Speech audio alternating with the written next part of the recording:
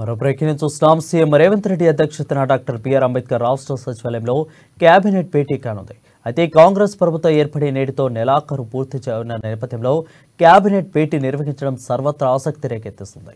ఈ మంత్రివర్గ సమావేశంలో ఏ అంశంపై చర్చించనున్నారు అన్న ప్రతి ఒక్కరు ఎదురు చూస్తున్నారు. అయితే ప్రస్తుతం రాష్ట్రంలో నెల రోజుల పాలన 6 గ్యారెంటీల అమలుపై ప్రధానంగా చర్చ జరిగే అవకాశం ఉన్నట్లు తెలుస్తుంది. తెలంగాణలో అధికారం చేపట్టి ముందుకు సాగుతున్న తరుణంలో పార్లమెంట్ ఎన్నికల్లో అనుసరించాల్సిన వ్యూహాలపై కూడా చర్చిస్తున్నట్లు తెలుస్తుంది. దీంతో పాటు మరిన్ని హామీలు అమలుకు సంబంధించిన విషయాలు చర్చకు రానున్నట్లు సమాచారం అందుతుంది. అలాగే దేశవ్యాప్తంగా లోక్సభ ఎన్నికలు జరగనున్నాయి.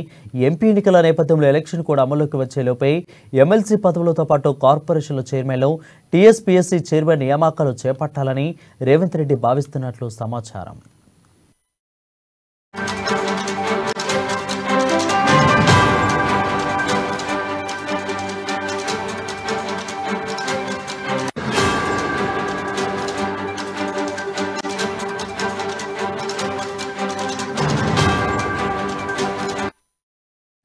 బ్రేకింగ్ న్యూస్ చూస్తాం. సీఎం రేవంత్ రెడ్డి అధ్యక్షతన డాక్టర్ బిఆర్ అంబేద్కర్ రాష్ట్ర సచివాలయంలో కేబినెట్ భేటీ కానుంది.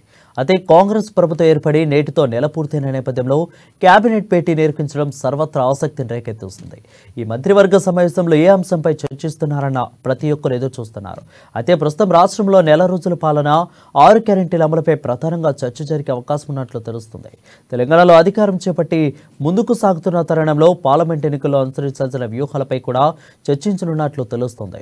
దీంతో పాటు మరిన్ని హామీల అమలుకు సంబంధించిన విషయాలను చర్చకు రానున్నట్లు సమాచారం. అలాగే దేశవ్యాప్తంగా లోక్సభ ఎన్నికలు జరగనున్నాయి.